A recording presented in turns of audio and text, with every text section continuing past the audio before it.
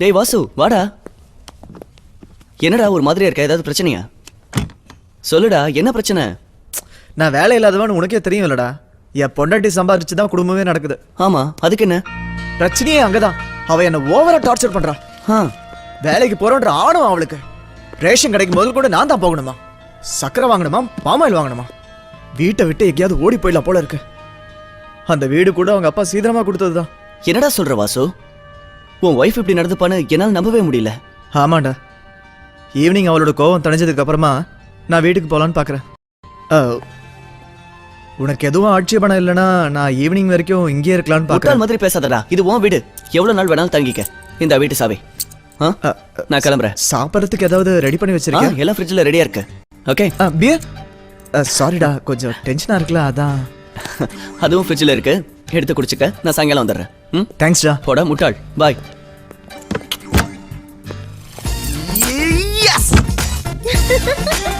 சீக்கிரம் சீக்கிரம் சீக்கிரம்.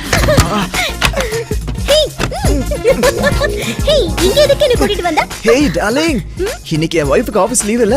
ஆனா என்னால இந்த வேலைக்கு ஒரு நாள் கூட லீவ் போட முடியாதே. லாட்ஜ்ல ரூம் போட பணம் ஏது. அதனால தான் ஃப்ரெண்டோட வீட்டு சாவி வாங்கிட்டேன். பியர் பாட்டில் ஓபன் பண்ணலாமா?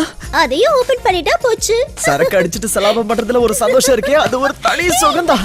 வா போலாம். Hey.